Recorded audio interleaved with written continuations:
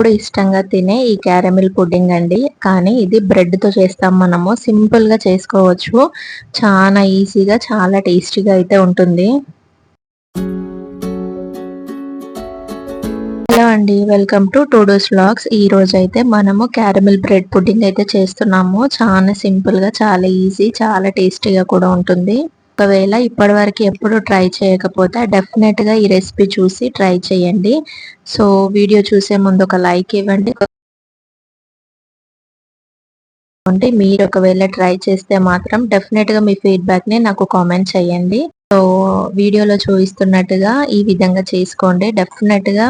And ఇదైతే జున్ను type లో ఉంటుంది. మంచి సాఫ్ట్నెస్ తోని జున్ను ఎలాగైతే సాఫ్ట్ గా వస్తుంది, ఈ క్యారమిల్ బ్రెడ్ పుడింగ్ కూడా ఒకసారి జున్ను తినాలనిపించినప్పుడు ఈ క్యారమిల్ బ్రెడ్ పుడింగ్ చేసుకోండి. జున్ను ఆల్ టైమ్ అవైలబుల్ గా ఉండదు కాబట్టి ఇన్స్టెంట్ గా అయితే ఇది చేసుకోవచ్చు. చాలా సింపుల్, చాలా టేస్టీగా మంచి సాఫ్ట్ గా ఉంటుంది. దానికోసం అయితే ఒక కప్పు షుగర్ తీసుకొని మంచిగా క్యారమిల్ చేసుకోవాలి వీడియోలో చూపిస్తున్నట్టుగా.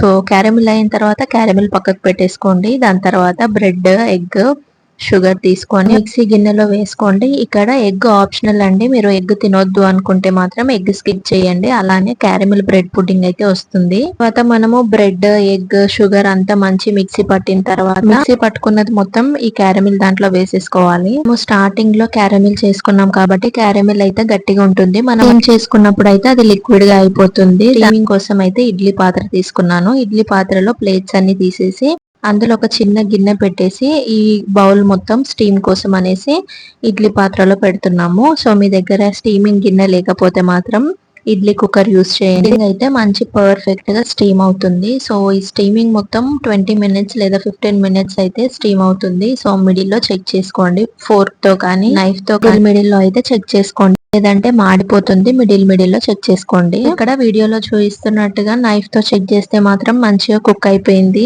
సో ఇది రూమ్ టెంపరేచర్ కి వచ్చిన తర్వాత సో మంచిగా ఎక్కడ విరిగిపోకుండా అయితే నైఫ్ తో మంచిగా కేక్ టైప్ లో అనేసుకొని ప్లేట్ పెట్టేసి ఉల్టా వేసి మంచిగా ఇలా తీసేసుకోవాలి. సో పైన నైఫ్ తో కానీ చేయితో కానీ ట్యాప్ చేయండి.